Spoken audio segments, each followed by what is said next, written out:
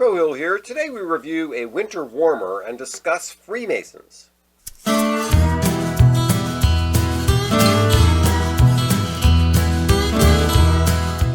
Hello and welcome to Beer and Conversation with Pigweed and Crowhill. Good evening, Pigweed.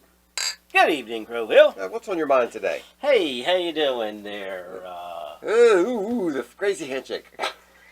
So, I'm working on a secret handshake. Okay. I just wanted to get it out of the view of the camera. I see. So that, There we go. So they don't know. Well, it wouldn't be secret. It wouldn't be secret. Because I think the cornerstone of a secret society starts with passwords and secret handshakes. Well, that certainly seems to be part of it. Now, Yeah. I really haven't gone any further than that. Okay. But let's just figure that's a place to start. Yeah, it's kind of different than like in the movies when they do the psh, psh, psh, and they do, that's everybody can see it. Everybody can see that. No, it's got to be this secret. is secret. It's got to be a secret. This is secret. Yeah. So why would that be? Who? This is not for the Illuminati. No. Or for the what's the crazy book, the Da Vinci Code, and the people in there. Yes. All those guys. The Deus. Opus Dei. the And all. Opus Do they have a Dei. secret handshake? I don't know. I don't know. Yeah, or it could be the Knights Templar. Yeah, there you go. They might have a secret handshake. Yeah. But no, we're talking about the Freemasons. So, Yes, we are. yes. Did they drink? They have a few beers. There's nothing in their I don't think they have anything against guidelines. Against alcohol, no. Okay, well, all right. But we never know because they're all sworn to silence. And you So can't. secret. Yeah. So secret. Okay, well, before we get to that, here's something that's not secret.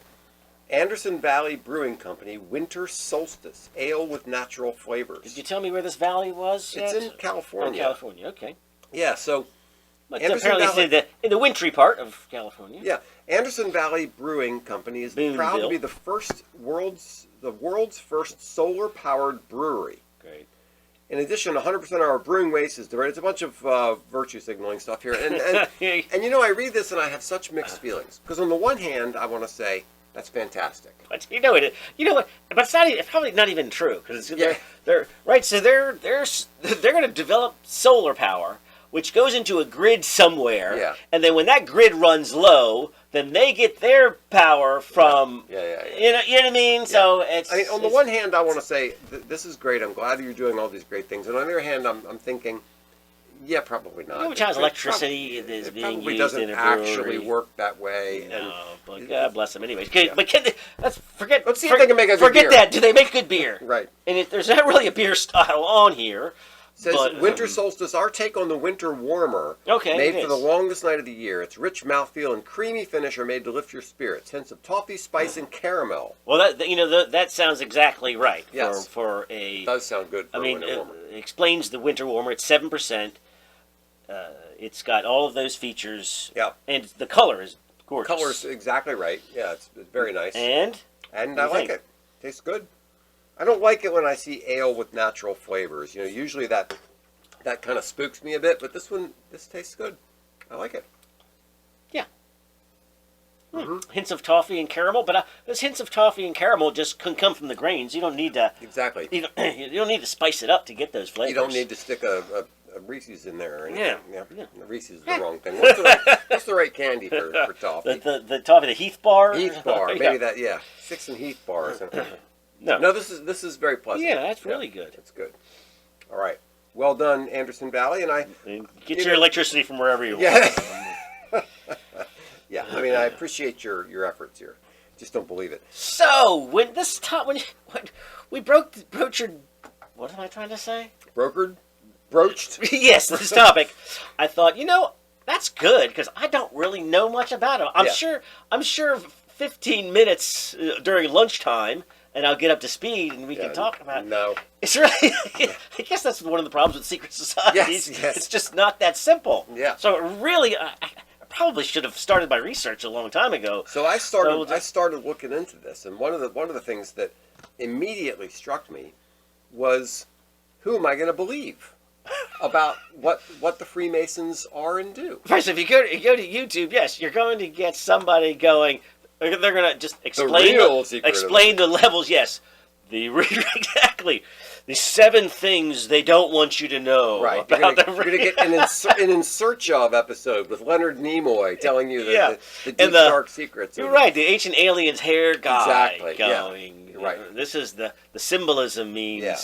And I wanted to look a little bit into. But I talked to it seems like I got a few like level-headed people. Yeah. But of course, yeah. But who say it's not that weird, which is exactly what you would what they expect want. them to say. That's right. Yeah, you're in on the conspiracy. 100%. Right. So, all right. So with these, let's get to some origins here and see if we can get somewhere. Yeah. So the crazy origin story. Yeah, let's do a couple of those It first. goes back to the people who built Solomon's temple. Yeah. Okay. All right. So, and that this organization has existed since 1000 BC. Yeah. Roughly 1000, a little less than 1000 BC, when Solomon built the temple, and that the Freemasons have been around ever since. Maybe they built the pyramids too. That would take us back to 4000 BC. Yeah. So there are some crazy stories. The more likely story is that around the end of the 14th century, a lot of the stonemason guilds started to admit people who weren't really stonemasons, and they got some political power. Guilds, you get together, people of your craft, yeah, and there might be some secret things in there in terms of you want everyone to know, your skills and how they write them. It's a little bit of a what do they call it? Workplace security. Yeah. All right. All right. So got some. And there's a perfectly valid role for a guild if you want to say. Yeah. If you're going to hire somebody to build your temple or your church or whatever it is, you want somebody who actually knows how to do that. And so they've gone through an apprenticeship program, and they know the rules and they know how things are done, and they can do it. Same kind of thing as nowadays when you have unions and you have. There's a legitimate purpose for that to ensure. And this thing, the guy who could actually carve a gargoyle, is one guy. The guy who just places it up there, he's the other guy. Exactly. Right. So these are the craftsmen. Yes. Right. Not just the bricklayer. No offense, bricklayers. Right. But these guys are the ones who make the ornate. Speaking of bricklayers, yes, I was in New York a couple months ago, and I'm sitting waiting. I have to wait a little while for my train, and I'm sitting at this bar, and I look across the street, and there's this brick building that is, I don't know, 30 stories high. Yeah. And I'm looking at this perfect line of bricks, just as straight can be. Yeah. The edge, the corner is as straight. I'm looking at this just thinking. The gap between every brick. Is exactly. I'm looking at this thinking, how in the world did somebody do that? I'm not sure I could make a 5-foot tall brick wall that was as straight and perfect as that. Yeah. Right. Yes. So, I mean, how many bricks does it take for me to build a little barbecue pit in the backyard? It'd be wonky. And crooked. And these guys made this thing perfectly straight. I don't know how many feet in the air. So anyway. Yes. So there's some value in skill. Yes. Now, are we into the Enlightenment yet, or are you still in the medieval age? No. So in the medieval times, they started to gather a little bit of political power around these guilds and things, and then in the Enlightenment, they started attracting more people who had. This actually gets to the question of the accepted.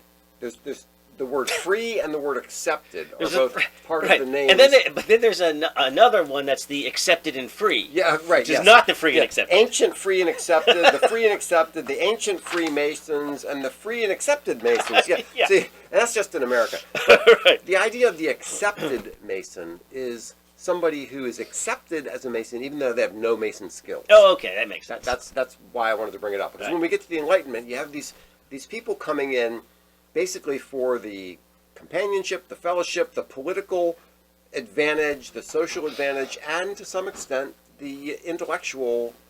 Yes, it does seem to be that's. So what are the Enlightenment principles? You ready to do this here?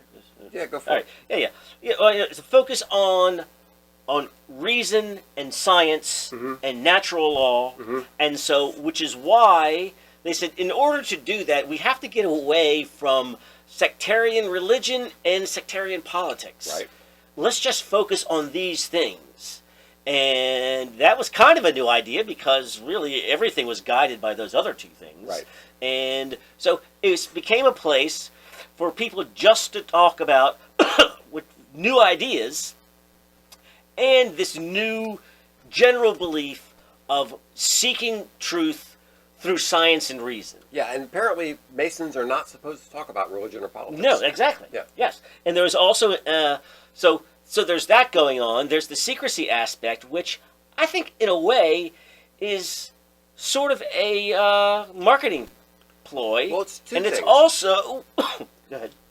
You're right, it's a marketing ploy. Because if you want to sell something, then... Certain exclusivity. Yeah, a subject line that says, the 5 secret ways to blah, blah, blah, is going to get more attention than something else. Because anybody can walk in the door. Yeah. No, it's exclusive. This is exclusive.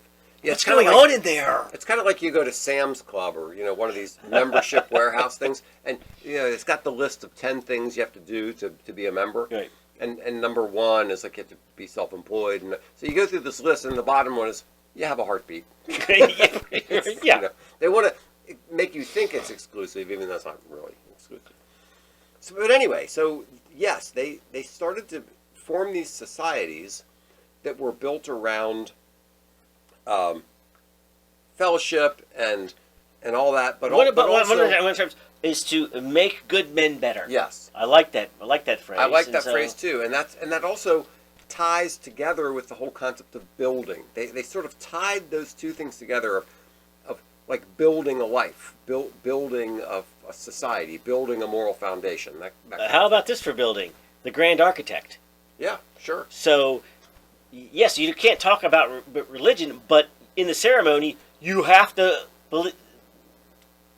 commit to belief in a supreme being. Yeah, well, Jordan Peterson just called, and he was saying that, everybody has a hierarchy of value, and everybody has to put something at the pinnacle of that hierarchy of value. Uh-huh. And basically they're saying kind of architecture and order and structure and all these things are kind of their hierarchy of value. But also an Enlightenment idea is the God as watchmaker. Yes. So, as opposed to the personal God that interacts with you in your life, and all that, intervening God, yes, God is responsible for the universe, but he kind of wound it up, and now, folks, it's up to you.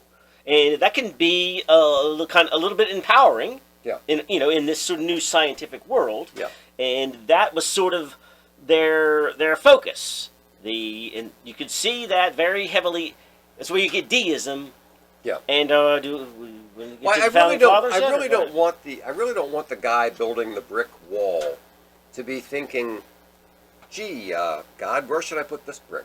Mm-hmm. Right? There's got to be this sense of an order and a structure that's sort of independent of all that stuff. Yes, it's like which was not necessarily popular with a certain church that we'll get to later. Not that, I don't want to slander religious people and think that any, religious bricklayer would think that the Holy Spirit's going to tell them where to put each brick. I'm just saying that the idea was getting away from this interventionist view of the world and saying that, no, there's an order and a structure that you can follow independent of any of those other things. Yes, and then man can improve his lot in life being guided by reason rather than revelation. Yes.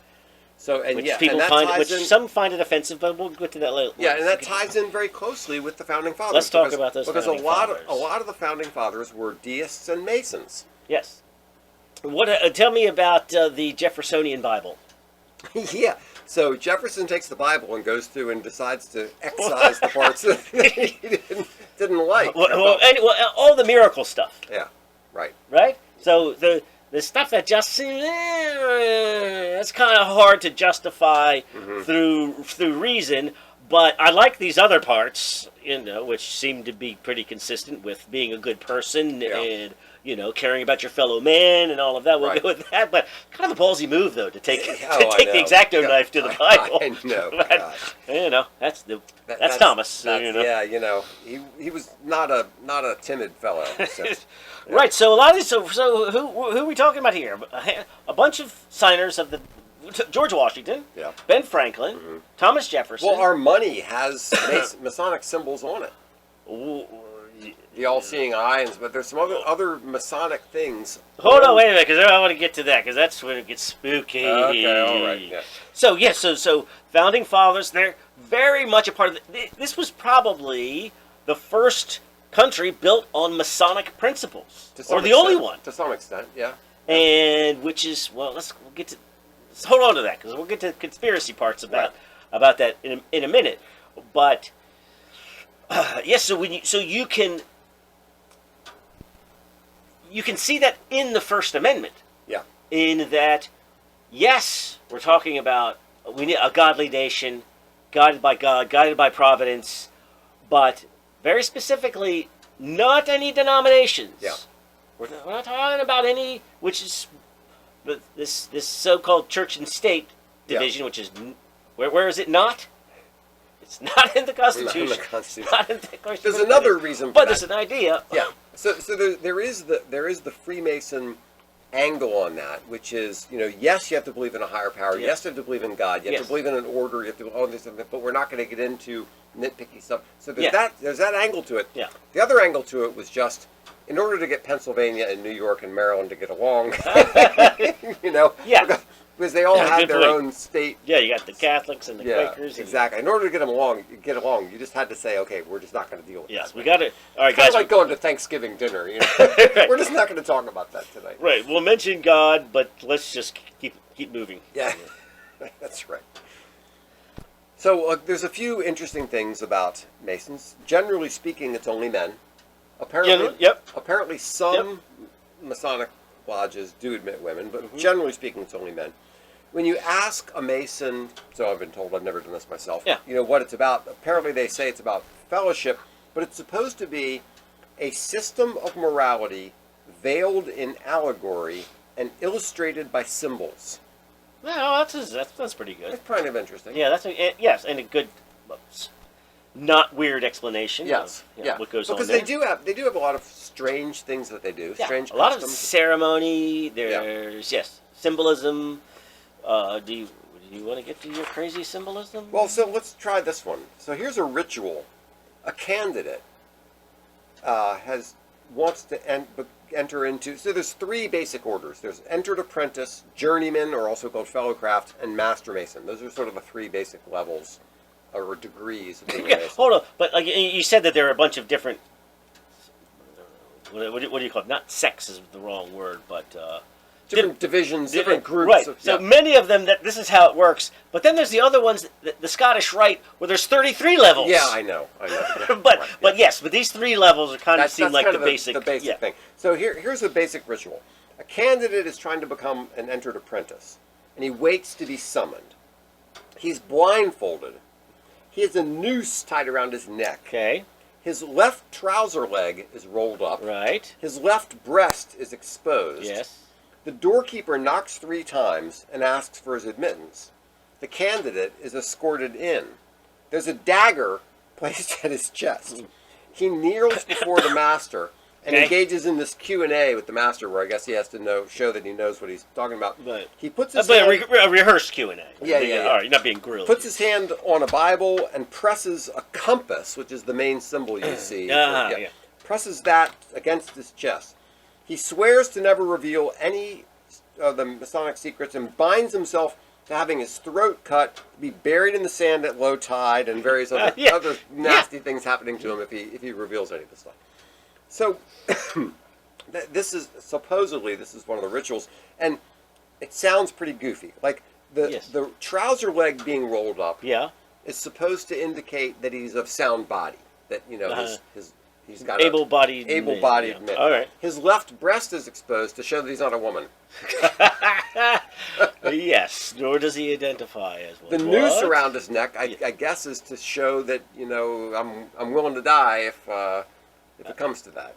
Or if you reveal secrets. If he reveals the secrets, yeah. But anyway, that's just an example that I found online about one of the kind of Masonic rituals that they do. Right, which I think probably.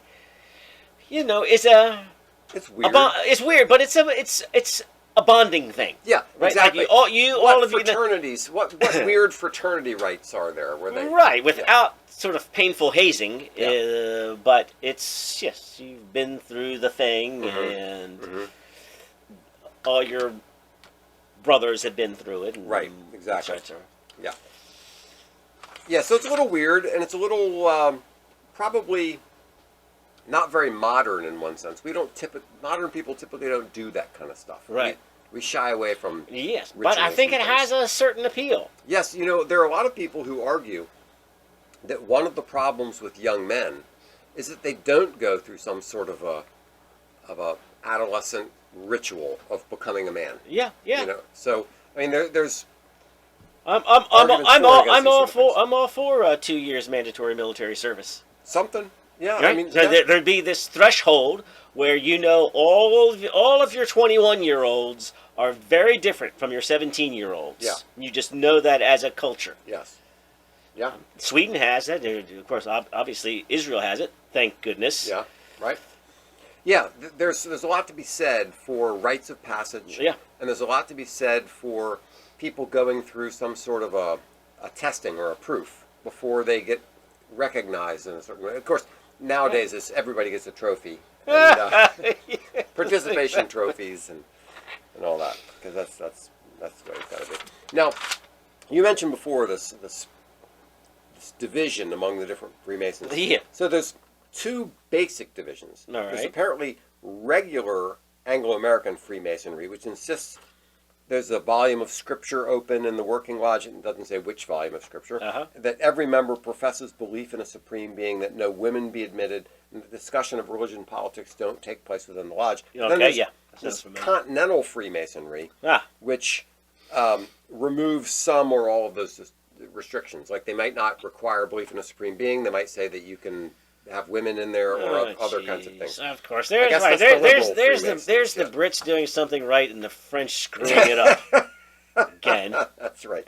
Yeah, but then in America, there are those ones I mentioned before. There's three main ones. I'm sorry, there's two main ones: ancient, free, and accepted Masons, and free and accepted Masons. And then there's one that's only in South Carolina and one that's only in Washington, D.C. D.C. Gosh, have you been to the Masonic Temple in Alexandria? I have not. All right, that's a field trip. That's a field trip, yeah, because I've seen that thing so many times, and I'm curious what. I mean, it's right there. Yeah, I know. You cross the bridge, and there's this big, cool fantastic thing. But, there. Yeah, we'll do that. And can you still sneak into the Mormon Temple? I think it's like, for some reason, there's like this little window where non-Mormons can go in. Oh, I don't know. It's like under construction or something. I don't know. I'm not sure. I did tell you about creepy space Jesus in Hawaii. Yes, we went to the Mormon Visitor Center in Hawaii, and there was. Yeah, there are some weird space aspects to Mormonism. Mormonism right? can be kind of weird, but yeah. All right. So, fraternity, equality, and liberty. Okay, that's the French stuff. Yeah. Is that right? That's associated with the French Revolution, but it's also associated with the Freemasons, which I think is how you kind of get. Or right before we'll get into conspiracies in a second. Fraternity, equality, and liberty. Oh, equality, yeah.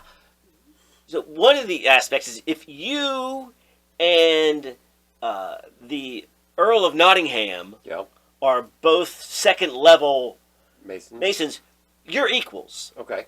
Right. So in this, so I think one of the draws or one of the interests in Freemasonry is that egalitarianism. Yeah. Right? Yeah, I can see that. Yeah, that makes a lot of sense. So that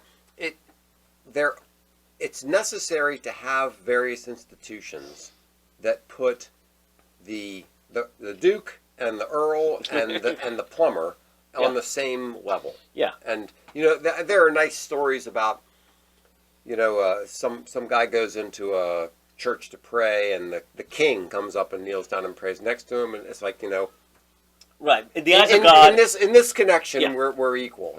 Outside, you're my servant. You're my servant. But right here, But it's good to have institutions like that put people on a level footing. And I think that's right. Yeah. Now, so did the Freemasons cause the French Revolution? And do you want to get into some nefarious? Yeah, I don't know that story, so you have to educate me on that one. Well, I mean, not to have any education about it specifically, just that because of its secrecy, you can ascribe any kind of bad thing that's going on if you're a person in power. Right. Which is why they, have been banned over the years, since the Enlightenment, from various regions. Right. From various countries and various kings and queens find them a threat only because what is going on in there? Exactly, because somebody comes in and says, those Freemasons, they're sacrificing children, they're doing this and the other thing. And then they call a Freemason and ask them, sorry, I can't tell you. I've been sworn to secrecy. Yeah. So what goes on in there? Can't tell you. I can't tell you. And now these people tend to be educated. Mm-hmm. They tend to be wealthy. Yeah. There's an entrance fee. I mean, these beautiful temples and all of the philanthropic. Yeah. Are they generating money in any way, or does this come from people donating? I think it's just donations. That's a good question, though. I'm not sure what sources of income they have other than donations. That's a good question. Yeah, but are they? They're selling adrenochrome to the Democrats. Can't do a show on adrenochrome. Sorry. Sorry. Yes. It's supposed to be a non-political entity here. Okay, and Republicans. And Republicans, especially. Never mind. Pizzagate. So, you said ceremony and symbolism. Yes. So I'm sitting in traffic all day, every day, and you see this, this little thing with a G in the middle of it. Right. What are those two? So there's an upside down V and a regular V, and inside that is a G on somebody's bumper. What was going on there?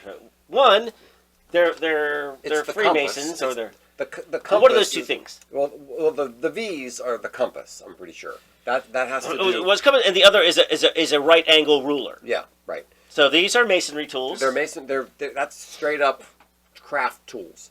Now, what the G means, does that get us back to ancient, free, and accepted, or I don't know. Actually, no, and I can't find it. This is apparently this open secret goes for everything except for the G.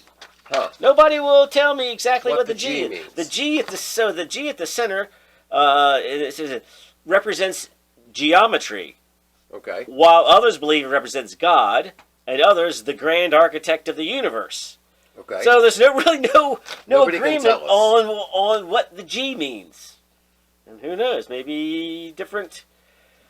We have to find a Mason and get him really drunk and ask him. So Well, you've probably noticed that when they laid out the, it was a plan. DC is a totally planned city, and it's a grid system. It's actually a beautiful system because you don't have to know anything. Somebody can just say, "I live at 19th and F Northwest," and you're like, "I don't need directions." Yeah, I know where that is. You just get to the city and you find the letters and the numbers, and there you are.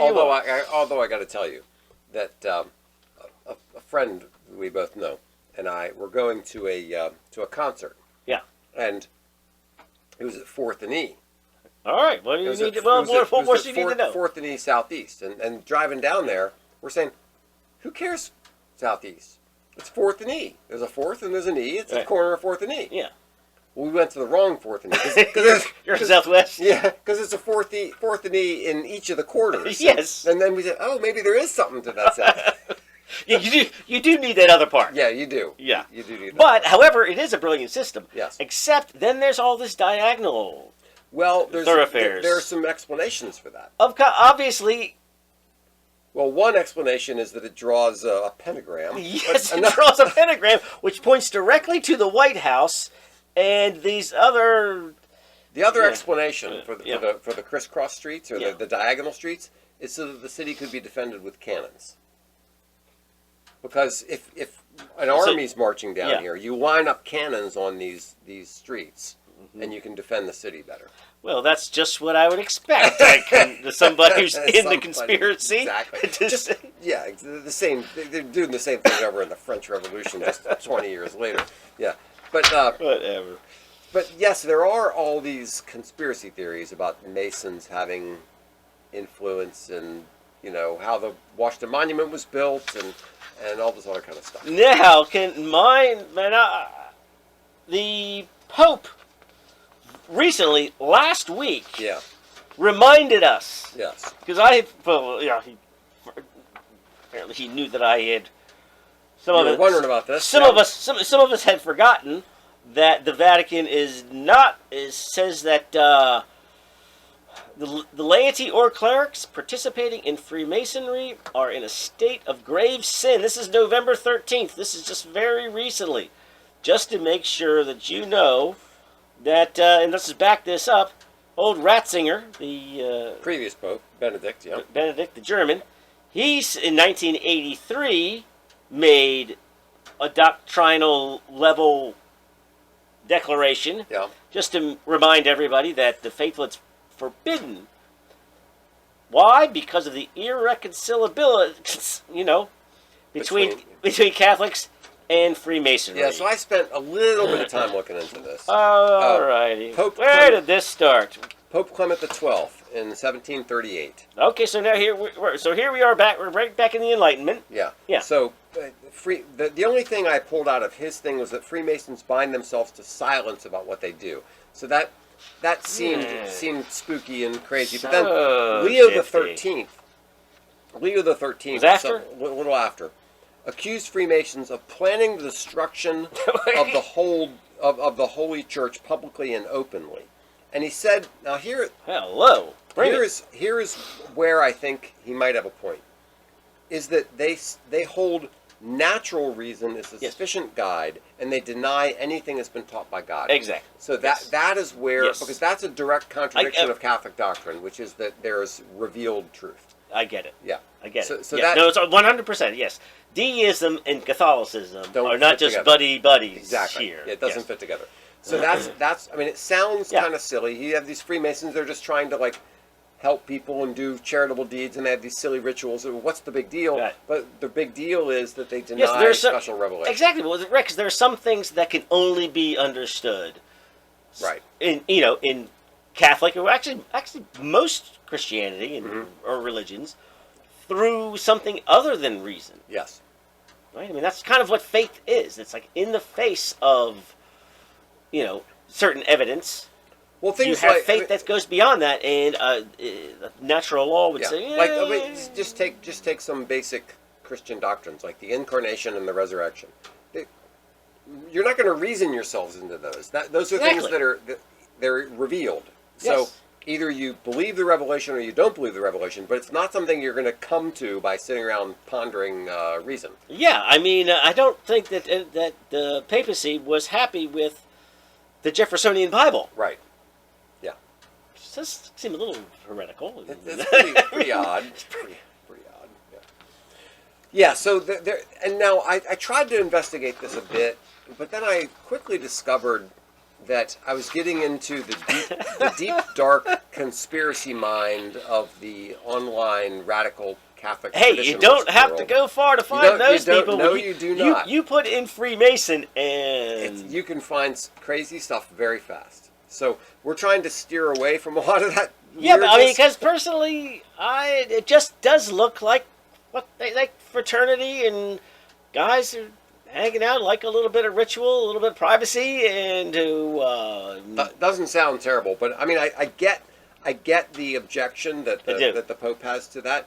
But however, there's nothing preventing a Freemason from believing in revelation and all of those things, right? That would be the question, right? Because let's say there's two ways to frame this. Yes. One way would be, look, we don't take a position on that. When you're in the Freemason world, you have to just assert that there's a God, and we leave politics. And we don't even talk about it. We don't talk about it. We leave it alone. If you want to believe that stuff on your own business, that's just fine. Don't bring it in here. That's one way to frame it. Yeah. The other way to frame it is to say, we only believe in reason and deism and whatever. I'm getting that those are the founding principles, but they're not required reading.